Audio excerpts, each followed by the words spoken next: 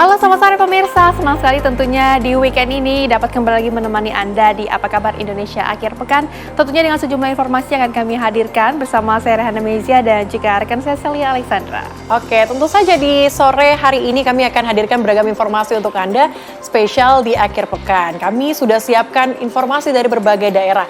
Dan kami langsung saja ke informasi pertama untuk Anda di sore hari ini pemirsa, di mana sejumlah pria yang diduga merupakan karyawan sebuah perusahaan ekspedisi terlihat disekap oleh perusahaan tersebut.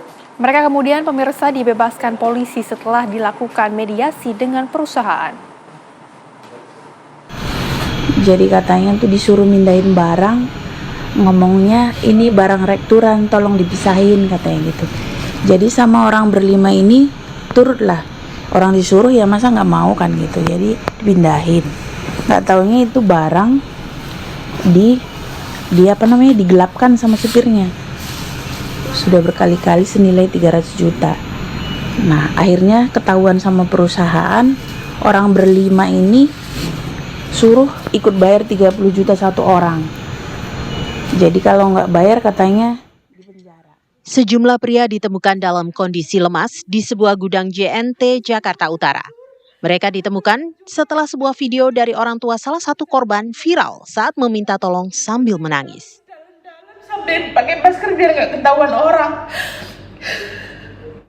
Ita pun bersyukur anaknya berhasil dibebaskan. Ceritanya anak-anak orang-orang ini berlima ditipu sama supir. Pas ngeliat anak saya disekap gitu, hati saya tuh hancur, sehancur-hancurnya. Tapi saya nggak bisa nangis di sana, saya bisa nahan. Setelah di mobil bus saya nangis di dalam-dalam sampai pakai masker biar nggak ketahuan orang. Ya. Dalam video terlihat 6 pria. Mereka adalah Muhammad Tulus Haryadi, Ahmad Safwan, Randy, Verly Rahmat Setiawan dan Danang, serta satu sopir bernama Catur. Disebutkan 5 karyawan disekap pihak JNT agar dapat menggali keterangan atas kasus penggelapan yang diperbuat sang sopir, Catur. Dugaan penggelapan oleh Catur tersebut mengakibatkan kerugian hingga 300 juta rupiah. Ngomongnya ini barang rekturan tolong dipisahin katanya gitu. Berarti ini disekap ya Pak ya? Iya. Udah berapa hari Pak? Dari kemarin. Dari kemarin? Nggak boleh keluar? HP ditahan? Terus dikasih makan nggak? Belum. Belum sampai sekarang? Ya Allah ya Rabbi.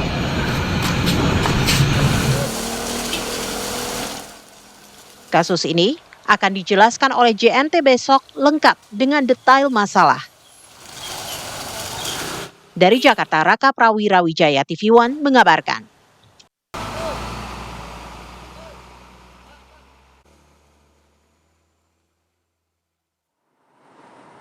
Ya pemirsa, ini ada sebuah rekaman video yang menggegerkan warga tepatnya di Tambora, Jakarta Barat, di mana ini juga diketahui ada seorang pria yang diduga memanggul karung plastik di kawasan pemukiman padat penduduk di Tambora, Jakarta Barat.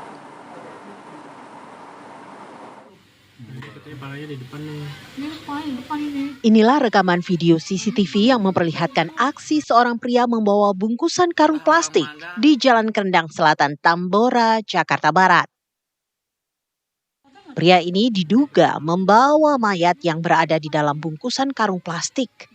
Warga resah dengan aksi pria ini karena warga melihat bungkusan karung plastik berisi salah satu organ tubuh, menyerupai kaki manusia.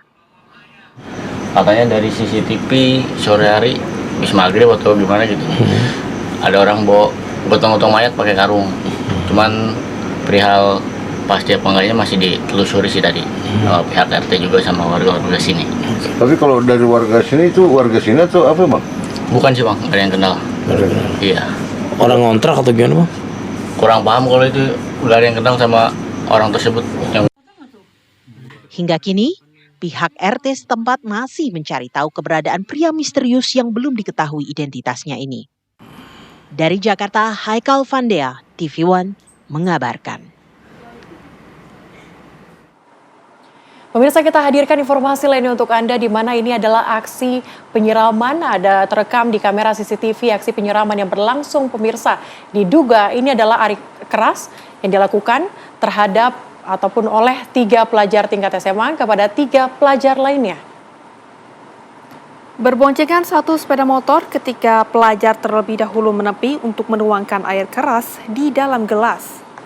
Saat berpapasan dengan 3 pelajar lain yang diduga berboncengan satu sepeda motor, salah satu pelaku langsung menyiramkan air keras dan tancap gas. Aksi penyiraman air keras ini terjadi di Jalan Cempaka Putih, Jakarta Pusat pada Jumat siang. Penyiraman air keras mengakibatkan korban berinisial F mengalami luka di bagian kedua mata. Dan saat polisi telah meminta keterangan dari 2 orang saksi serta mengejar ketiga pelaku yang telah diketahui identitasnya.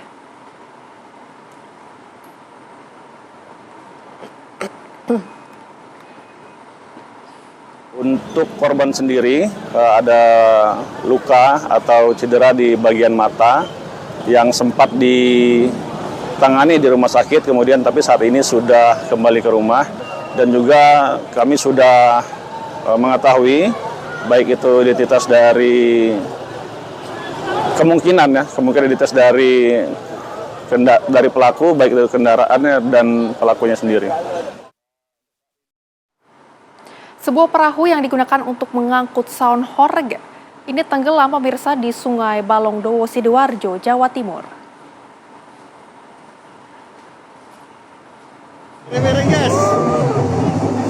Perahu yang mengangkut saung horeg ini tenggelam saat mengikuti acara petik laut sedekah bumi atau nyadran.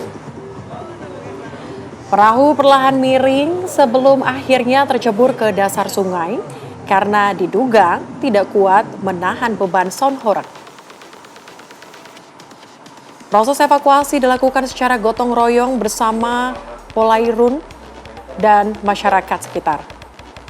Beruntung, tidak ada korban jiwa dalam musibah ini, namun pemilik sound system tersebut ditaksir mengalami kerugian puluhan juta rupiah.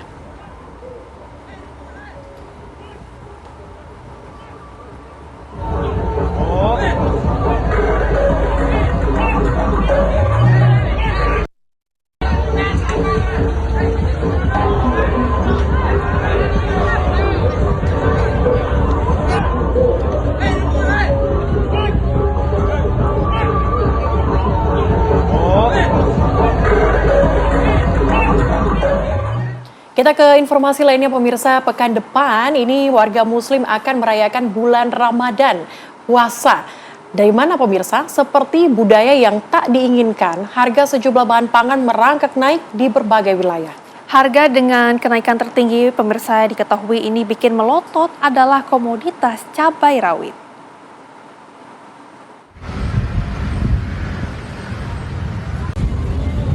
Harga bahan pangan pokok di Pasar Kosambi, Kota Bandung, Jawa Barat mulai menyesakkan dada. Kenaikan harga paling pedas terjadi pada komoditas cabai rawit yang semula dijual Rp50.000, kini baru bisa dibeli jika konsumen merogoh kocek lebih dalam, yaitu Rp100.000 per kilogram. Sedangkan untuk ayam potong naik dari Rp38.000 menjadi Rp40.000 per kilogram. Yang paling mahal adalah daging sapi, yaitu Rp140.000 per kilogram dari Rp130.000 per kilogram. Pedagang mengeluh, konsumen apalagi. Pedagang mengatakan daya beli turun yang membuat omset mereka ikut turun.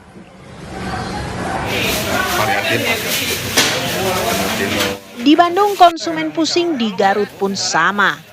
Di Pasar Ciawi Tali Guntur, rawit merah dibanderol harga sedikit lebih pedas daripada di Bandung. Semula konsumen bisa membeli Rp25.000 per kilogram. Kini mereka harus bayar Rp80.000 untuk membeli 1 kilogram rawit merah.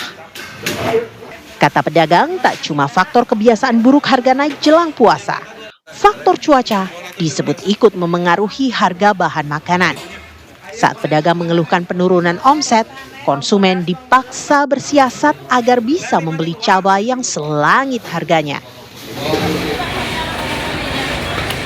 Tak cuma di Pulau Jawa, di Kupang, Nusa Tenggara Timur, Kenaikan harga bahan pangan juga bikin konsumen menghela napas panjang. Lagi-lagi, cabai rawit di sini naik dari harga antara 40 hingga 50 ribu rupiah meroket ke 80 ribu rupiah per kilogram. Di pasar Impres Naikoten 1, harga cabai yang pedasnya melebihi pedas rawit itu disebabkan pasokan dari petani berkurang gara-gara cuaca buruk. Tak cuma rawit, bawang merah dan putih ikut naik tajam dari semula Rp20.000 ke Rp50.000 per kilogram. Kapan ya harga-harga ini normal lagi? Dari Kupang, Garut, dan Bandung, tim TV One mengabarkan. Seorang guru madrasah ibtidaiyah di Kabupaten Sampang, Jawa Timur dianiaya oleh wali murid. Kami akan hadirkan informasinya usai jeda. Setelah lagi, tetaplah bersama kami. Anda kembali bersama kami di Apa Kabar Indonesia Akhir Pekan pemirsa. Seorang guru madrasah ibtidaiyah di Kabupaten Sampang, Jawa Timur diduga dianiaya oleh wali murid bersama dengan keluarganya hingga babak belur.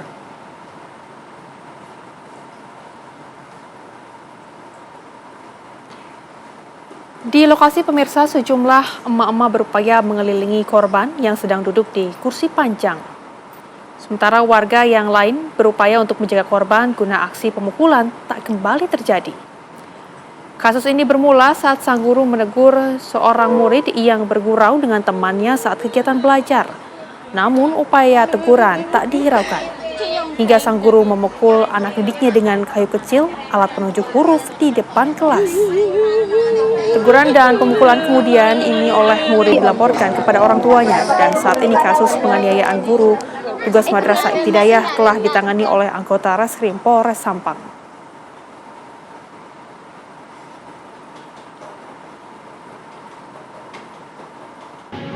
Ini bermula ketika sedang berlangsung pelajaran. Jadi ada beberapa murid bergurau di dalam kelas, sehingga sama guru bantu di tempat belajar tersebut sudah ditegur, namun tidak dihiraukan oleh murid tersebut. Dan seketika itu guru bantu tersebut memukulkan sebatang kayu kecil yang biasanya untuk alat menunjuk pelajaran di papan. Beberapa hari kemudian, karena si murid itu mengadu kepada orang tuanya, maka orang tuanya mendatangi guru tersebut ketika berada di warung. Sempat ada percakapan, namun karena terbawa emosi, orang tuanya memukul dengan tangan kosong kepada guru bantu tersebut dan memukul lagi dengan sarung celurit yang berbuat dari kulit. Pemirsa, Wakil Gubernur Jawa Timur, yaitu adalah Emil Elestianto Dardak, turun langsung meninjau lokasi terdampak gempa di Kabupaten Pacitan. Ia memastikan pendataan kerusakan dilakukan sesuai dengan kategori yang telah ditetapkan. Data terbaru dari BPBD Pacitan, total kerusakan dampak gempa bermagnitudo 6,4, yakni sebanyak 46. Meliputi rumah warga, sarana pendidikan, tempat ibadah, dan fasilitas umum. Pasca gempa, warga terdampak mulai membersihkan puing-puing dan melakukan perbaikan secara swadaya. Wakil Gubernur Jawa Timur Emil Elestianto Dardak mengatakan setiap kerusakan akibat gempa megatrust 6,4 memiliki kategori yang sudah ditetapkan. Penentuan kategori tersebut menjadi dasar penyaluran bantuan kepada warga terdampak. Dan penanganan akan dilakukan melalui koordinasi antara pemerintah desa, kecamatan, dan pemerintah Kabupaten Pacitan. Nanti melalui Bu Camat, Pak Lurah, untuk koordinasi dengan Pak Bupati dan BPBD, kita akan bergotong royong bagaimana bisa membantu agar bukan hanya ini, kurang lebih ada 4 rumah lagi di kecamatan ini saja. Masih ada yang harus kami monitor di kecamatan lain. Terus ada 1 rumah yang sudah sangat rawan menurut beliau, kondisi di area depan atau belakang? Depannya. Mungkin sebaiknya untuk preventif juga bisa dipertimbangkan mendapatkan bantuan. Ya pemirsa, kita hadirkan informasi lainnya dari Cisarua, Bandung Barat, di mana longsor di Desa Pasir Langu, Cisarua, Kabupaten Bandung Barat, tak cuma berdampak pada korban yang kehilangan tempat tinggal dan keluarga. Bencana ini juga memengaruhi para petani sayur dan bunga di sana, karena saat ini aktivitas berkebun mereka lumpuh. Longsor membuat mereka kehilangan lahan. Ada pula yang lahannya tidak terdampak namun akses ke perkebunan sayur dan bunga terputus. Para petani pun kehilangan pendapatan sampai 5 juta rupiah per keluarga. Selain itu, saluran air ke perkebunan juga terputus dari Gunung Burangrang gara-gara longsor pada 24 Januari. Lahan perkebunan yang rusak mencapai 2.100 meter. Wilayah ini juga menghasilkan sayuran seperti brokoli, selada, dan juga bawang.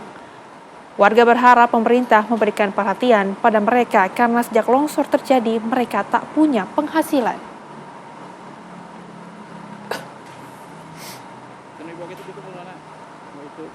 Sedaya Bu, seberapa hektar Bu?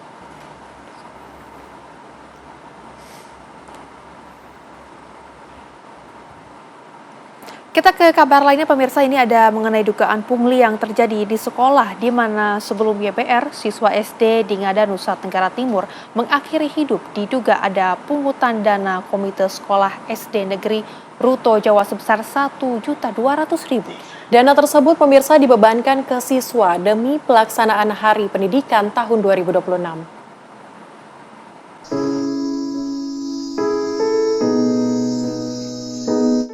Dugaan penyebab tragedi kematian Yohanes Bastian Roja, siswa SD Negeri Ruto Jawa, masih menjadi teka-teki hingga saat ini. Dugaan baru muncul di lingkungan sekolah tempat YBR mengenyam pendidikan dasar. Fakta terbaru, sebelum YBR meninggal, pihak sekolah mewajibkan setiap anak didik untuk mengumpulkan dana dalam rangka Hari Pendidikan Nasional tahun 2026. Pasalnya, SD Negeri Ruto Jawa menjadi tuan rumah pelaksanaan Hardiknas tingkat Kabupaten Ngada. Kepala Sekolah SD Negeri Ruto Jawa mengakui sesuai kesepakatan bersama komite dan sumbangan persiswa sebesar Rp1.205.000. Ya, kalau untuk sumbangan orang tua yang besarnya 1,210 itu berdasarkan kesepakatan orang tua komite. Dasarnya itu karena kami tahun ini akan menjadi tuan rumah untuk kegiatan Hardiknas yang akan dilaksanakan pada 29 April sampai dengan tanggal 2 Mei bersama dengan komite di sekolah. Tanpa melalui kesepakatan dengan dinas? Kami belum melaporkan ke dinas, hingga kami itu merupakan sumbangan komite yang benar-benar dari orang tua. Pihak sekolah mengakui keputusan yang diambil terkait dana komite ini belum dikomunikasikan dengan pihak dinas pendidikan setempat. Pantauan TV One di ruang kelas 4 SD Ruto Jawa, suasana tampak sepi dari aktivitas belajar mengajar. Dalam ruangan sepi ini, di tempat duduk yang biasa digunakan YBR, terlihat sekuntum bunga dan sebuah mainan pesawat yang dibuat dari kertas. Pemirsa, saat ini saya berada di ruangan kelas 4 SD Ruto Jawa, di mana ruangan ini adalah tempat YBR siswa kelas 4 yang menjadi korban bunuh diri dengan cara gantung diri. Di sini dapat saya perlihatkan kepada pemirsa. Di sini ada tempat duduk dari siswa yang mengakhiri hidup dengan cara bunuh diri, dan di sini ada sekuntum bunga dan juga pesawat mainannya yang dibuat oleh korban sendiri. Kita berharap bahwa kasus ini bisa menjadi pelajaran untuk kita bersama agar kebijakan pemerintah bisa lebih mempedulikan masyarakat yang hingga saat ini kondisi ekonomi yang cukup memprihatinkan. Semoga apa yang dialami YBR menjadi pelajaran bagi kita semua. Kiranya pendidikan anak bangsa benar-benar menjadi hal yang harus mendapatkan perhatian serius dari pemerintah. Dari Ngada, Nusa Tenggara Timur, Taufik Koban, TV One mengabarkan. Nah pemirsa, siapa yang nggak tahu dengan olahraga kickboxing? Ini adalah olahraga yang seru yang kerap mendatangkan supporter yang fanatik. Sayangnya nih pemirsa, tanding kickboxing yang seharusnya hanya berlangsung di ring malah meluber keluar arena tanding. Peristiwa ini terjadi di area Gor Parepare, Sulawesi Selatan. Harusnya atlet kickboxing yang bertarung malah jadi supporternya yang bertarung alias tawuran.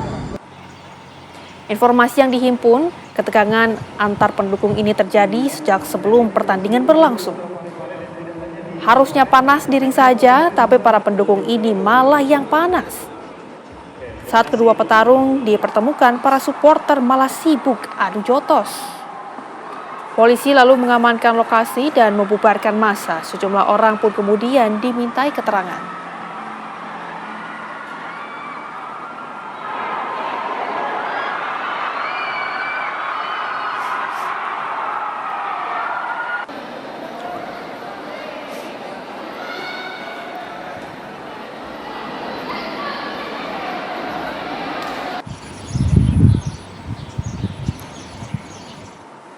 Dalam rangka libur panjang Imlek 2026, PT Kereta Api Indonesia Daob 1 Jakarta menyiapkan 2.034.000 tiket duduk. Informasi selanjutnya akan kami hadirkan usai jeda, tetap bersama kami sesaat lagi. Terima kasih Anda masih bersama kami di Apa Kabar Indonesia Akhir Pekan pemirsa. Dalam rangka libur panjang Imlek 2026, PT Kereta Api Indonesia Daob 1 Jakarta ini menyiapkan 234.000 tempat duduk pada tanggal 13 hingga 18 Februari 2026. Untuk mengantisipasi lonjakan penumpang kereta api sama libur panjang Imlek 2026, PT KAI Daob 1 Jakarta menyiapkan kapasitas rata-rata 39.000 tempat duduk per harinya. Selain itu, KAI Daob 1 Jakarta juga menambah 9 kereta api tambahan dari stasiun Gambir selama libur Imlek. Hingga saat ini, penjualan tiket untuk periode libur Imlek telah mencapai sekitar 75.000 tiket dan masih tersedia sekitar 159.000 tempat duduk atau tiket yang dapat dipesan oleh para penumpang kereta api.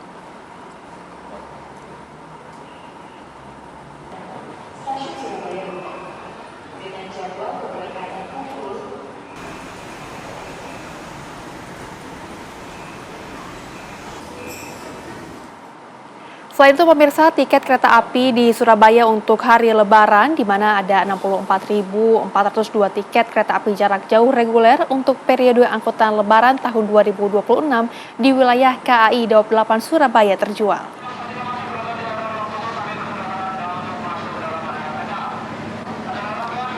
Berdasarkan data sementara, penjualan tiket kereta api jarak jauh reguler di wilayah Daob 8 Surabaya hingga saat ini terjual lebih dari 64.000 penumpang. Penjualan tiket kereta tersebut untuk keberangkatan tanggal 11 sampai dengan 23 Maret 2026 mendatang. Jumlah penjualan tiket kereta ini dipastikan masih terus bertambah seiring masyarakat mulai merencanakan perjalanan mudik Lebaran tahun 2026.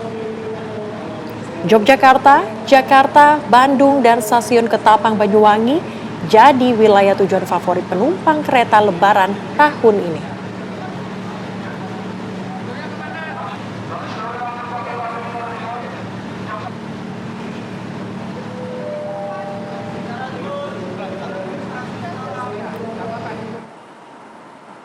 Kita hadirkan informasi lainnya untuk Anda dari wilayah Jakarta, di mana kali ini pemirsa Transjakarta membuka rute Blok M Bandara Soekarno-Hatta kedua. Rute ini targetnya bisa mengangkut hingga 100.000 penumpang termasuk para pekerja Bandara Soekarno-Hatta. Sebelumnya rute Transjakarta Soekarno-Hatta 1 bisa meraup hingga 2.000 penumpang per hari. Rute Blok M Bandara Suta Transjakarta berada di terminal keberangkatan serta terminal kedatangan. Sementara untuk tarif rute Blok M Bandara Suta belum ada kenaikan dan akan terus dilakukan evaluasi. Tadi mungkin spill sedikit tentang dengan berbagai program yang dilakukan dan dukungan dari seluruh stakeholder, subsidi per pelanggan 2025 itu relatif flat dibandingkan dengan tentunya aspek lain yang menjadi.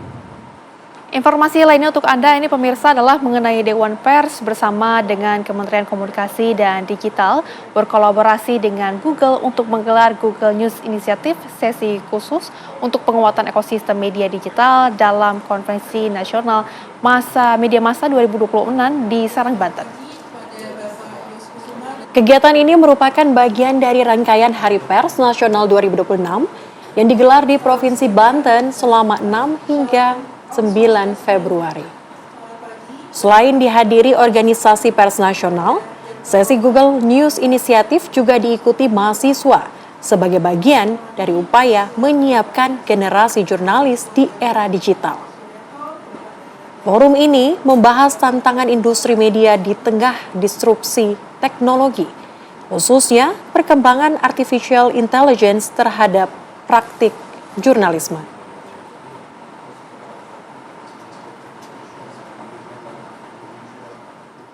Teknologi baru seperti artificial intelligence sebagai emerging technologies menjadi disrupsi yang saya kira sangat dinamis dan semua kita masih memprediksi apa yang akan terjadi terhadap jurnalisme di masa depan. Nah pemirsa, tahukah Anda di wilayah Kabupaten Bandung, Jawa Barat ada peninggalan kolonial Belanda yang menarik untuk kita simak. Usai jeda kami akan hadirkan untuk Anda, tetaplah bersama kami. Kembali bersama kami di Apa Kabar Indonesia Akhir Pekan. Pemirsa, tahukah Anda di wilayah Kabupaten Bandung, Jawa Barat ada sebuah peninggalan kolonial Belanda yang jadi perintis komunikasi nirkabel dunia. Kini pemirsa bangunan tinggal puing, namun sejarahnya layak untuk disimak sambil ngopi.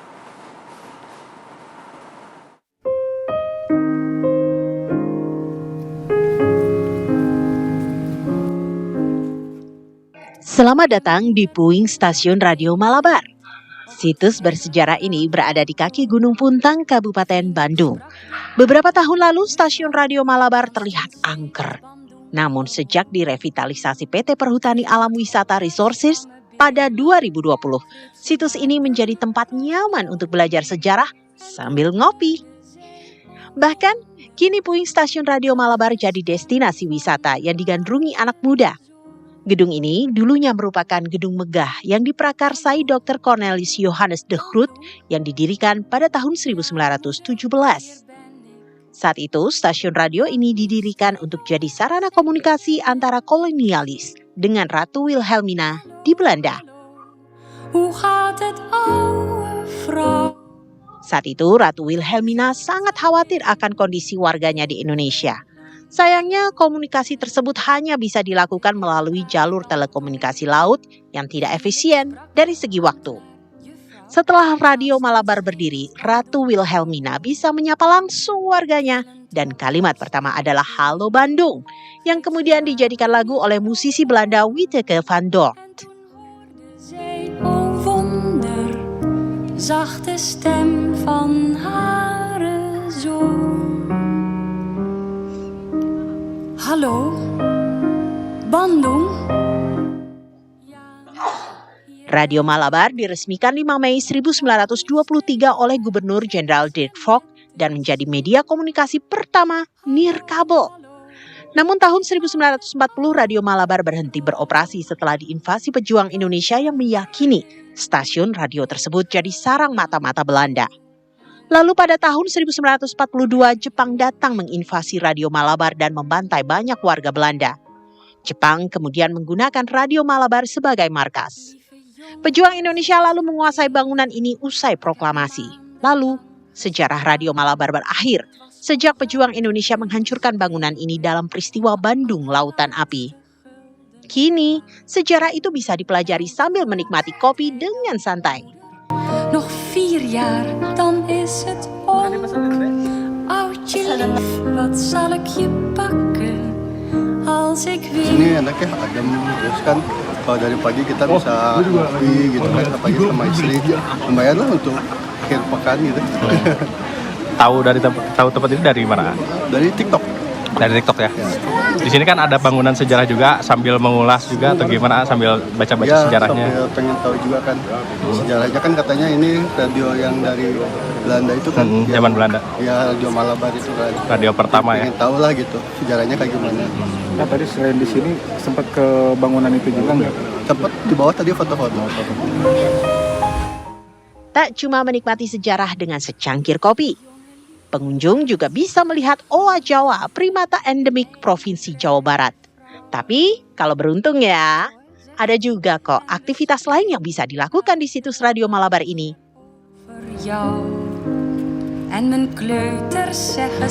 Nah, kalau sekarang kita berada di area Berk ya, tepatnya di depan langsung view ke Radio Malabar ini. Yang ditawarkan di Gunung Puntang selain heritage-nya juga ada beberapa potensi lain seperti agrowisata kopi, terus apa lagi Pak? Owa Jawa, kemudian trekking juga ada di sini, ada curug atau air terjun juga di sini.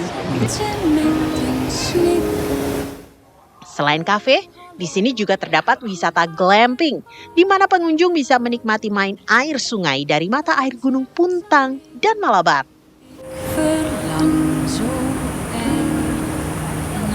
Dari Kabupaten Bandung, Jawa Barat, Suhendar TV One mengabarkan.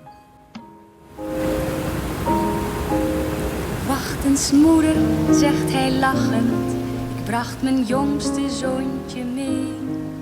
Even later. Pemirsa, pembangunan infrastruktur strategis terus berjalan. Ini tepatnya terjadi pemirsa di kawasan pesisir Wanam, Distrik Ilwayap, Kabupaten Merauke, Papua Selatan.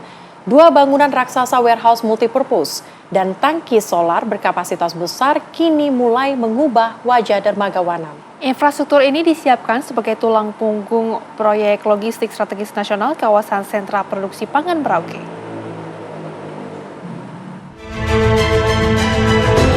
Kawasan pesisir Wanam di Distrik Ilwayap, Kabupaten Merauke, Papua Selatan terbentang nyata di sisi laut dermaga multipurpose yang menjadi gerbang utama masuknya logistik untuk proyek strategis nasional Merauke. Sementara di darat, 2 infrastruktur penting juga sedang dibangun, yaitu warehouse multipurpose dan high speed diesel atau HSD tank. Tidak jauh dari sana, rangka baja gudang raksasa mulai menjulang. Di area proyek strategis nasional atau PSN Merauke ini, semua infrastruktur sedang dikerjakan, termasuk jalan sepanjang 135 km yang diproyeksikan tembus hingga kota Merauke. Tim Proyek Wanam, Gawang Kurniawan mengatakan, 2 fasilitas itu disiapkan sebagai tulang punggung operasional kawasan dermaga ke depan. Nah, target penyelesaiannya untuk HSD tank maupun warehouse multipurpose kita di bulan 4 atau bulan 5-6. Maksimal di pertengahan tahun kita selesai. Warehouse multipurpose ini dibangun masing-masing dengan ukuran 50 x 100 meter. Gudang ini dirancang fleksibel untuk berbagai kebutuhan logistik kawasan pangan nasional. Sementara itu, HSD tank disiapkan sebagai tangki penampungan solar dengan kapasitas 1 x 5.000 meter kubik. Nantinya, tangki ini akan terhubung langsung dengan dermaga melalui jalur pipa. Tangki ini kapasitas 5.000 ton, itu dengan saat ini progresnya sudah mencapai 70%.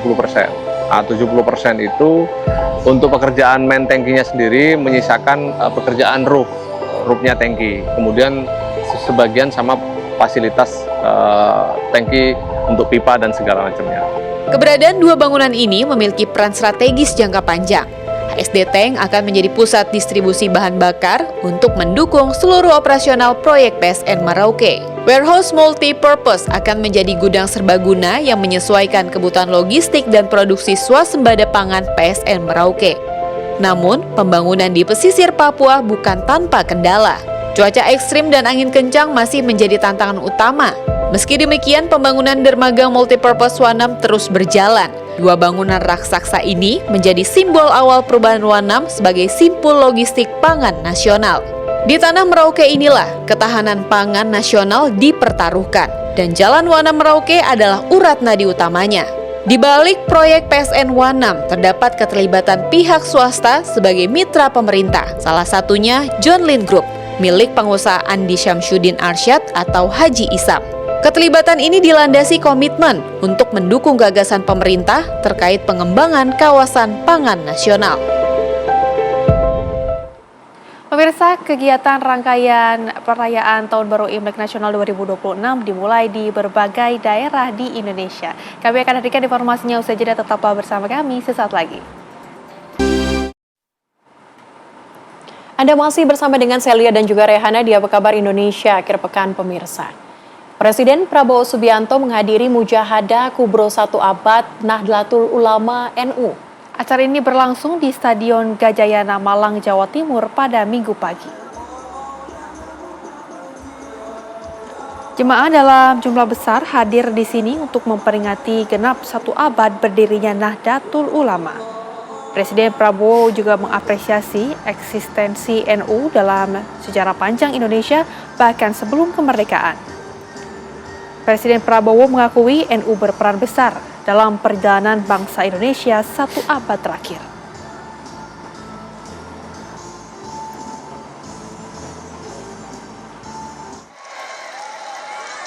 Saudara-saudara, 100 tahun kiprah pengabdian NU telah membuktikan bahwa NU sungguh-sungguh adalah pilar daripada kebesaran bangsa Indonesia.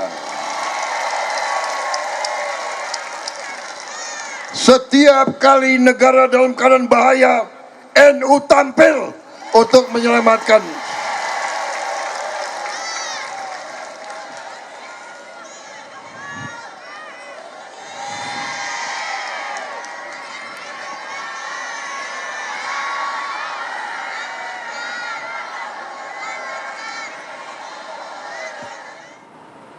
Perayaan Tahun Baru Imlek 2026 pemirsa yang mengusung tema Harmoni Imlek Nusantara menjadi momentum untuk memperkuat nilai kepedulian sosial sebagai bagian dari penguatan karakter kebangsaan.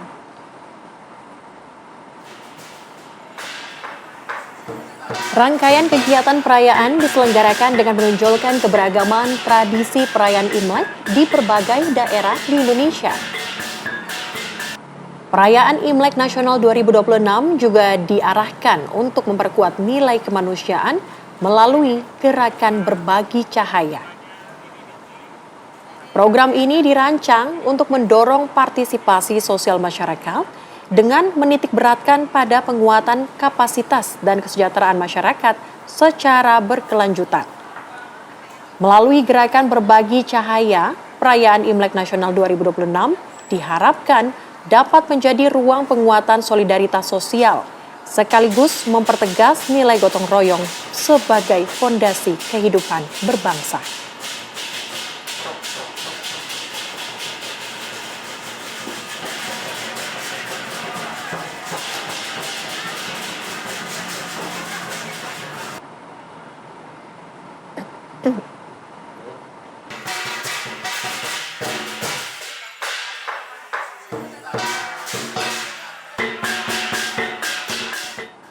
Kita ke informasi lainnya untuk Anda pemirsa, di mana gabungan TNI, Polri, kemudian Pemprov DKI Jakarta dan juga elemen masyarakat ini menggelar Korvei.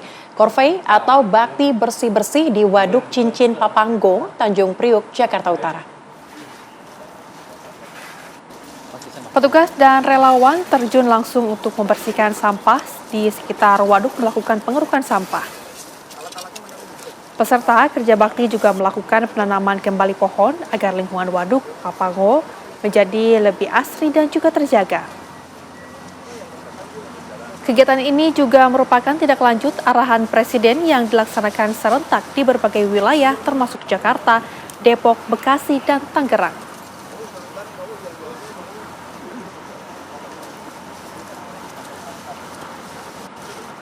bahwa hari ini serentak ya seluruh wilayah DKI Jakarta termasuk Kabupaten Tangerang, Bekasi dan juga Depok ya melaksanakan kegiatan yang sama, yaitu melaksanakan kegiatan Korpe yang mana menindaklanjuti sesuai instruksi dan perintah dari Bapak Presiden.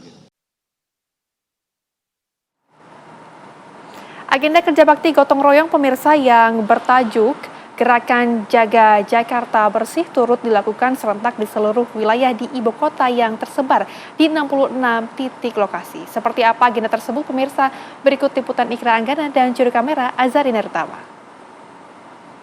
Berdasarkan himbauan langsung dari Presiden Republik Indonesia Prabowo Subianto kepada seluruh kepala daerah untuk menjaga lingkungannya dan terkait dengan aktivitas banjir dan juga bencana alam yang terjadi di DKI Jakarta, hari ini Gubernur DKI Jakarta Pramono Anung bersama dengan Wakil Presiden ke-10 dan ke-12 sekaligus Ketua Palang Merah Indonesia Yusuf Kala meninjau langsung Kali Sunter Hulu, Kecamatan Cipinang Melayu, Jakarta Timur, di mana aliran kali ini pemirsa ini merupakan atasnya ini merupakan aliran dari Kali Ciliwung yang kerap kali membawa debit volume air besar yang juga membuat salah satu penyebab banjir yang terjadi di DKI Jakarta. Tadi Pramono beserta jajaran Forkopimda dan juga pejabat setempat ini tiba di lokasi tempat kami mengabarkan saat ini sekitar pukul 9 waktu Indonesia Barat, di mana tadi Pramono Anung juga sempat melihat sejumlah aktivitas masyarakat dan juga dinas-dinas terkait, di mana ada dinas BSDA, ada dinas PPSU, dan sejumlah lembaga dinas yang bertugas di Pemprov DKI Jakarta untuk melaksanakan kerja bakti sosial yang dilaksanakan pada hari ini. Dan informasinya kerja bakti ini dilakukan secara serentak di seluruh wilayah DKI Jakarta, di mana tadi Pramono menyampaikan ada sebanyak 171.000 lebih orang terlibat dalam agenda aktivitas kerja bakti gotong royong hari ini. Dan menurut informasinya, pemirsa tadi juga Pramono menyampaikan di Jakarta Utara juga dipimpin oleh Pangdam Jaya dan di titik lainnya dipimpin oleh Polda Metro Jaya bersama Forkopimda untuk melaksanakan agenda gotong royong. Di mana jika dapat kami gambarkan situasinya juga kepada Anda pemirsa bahwa agenda gotong royong hari ini melibatkan sejumlah alat-alat berat seperti eskavator amfibi yang digunakan untuk mengeruk lumpur dan juga sampah yang diangkut, kemudian sampah-sampah ini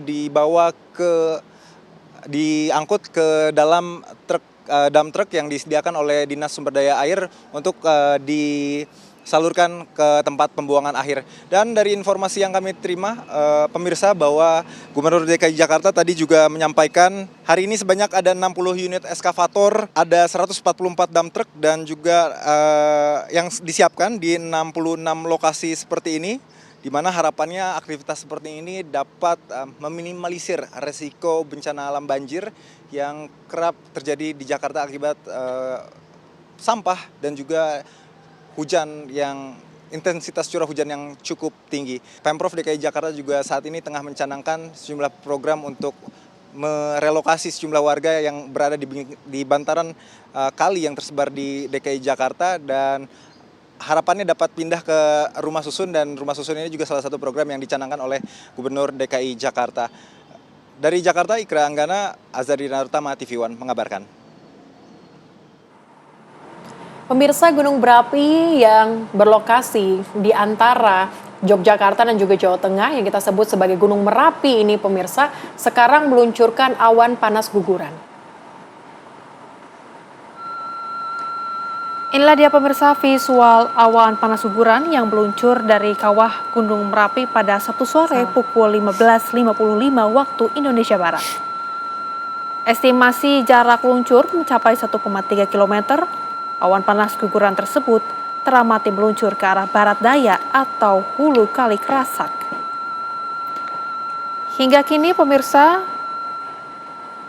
Balai Penyelidikan Pengembangan Teknologi Kebencanaan Geologi atau BPPTKG Yogyakarta masih menetapkan tingkat aktivitas Gunung Merapi pada status siaga atau level 3. Warga juga dihimbau agar menjauhi daerah potensi bahaya yang sudah direkomendasikan. Adapun memang hal ini juga terjadi pada tanggal 7 Februari kemarin, di mana ketika kita ketahui bahwa awan panas ini diluncurkan dari Gunung Merapi yang menjadi ataupun berada di perbatasan antara Yogyakarta dan juga Jawa Tengah ini. Jadi masyarakat diperlu dan juga dihimbau untuk terus waspada.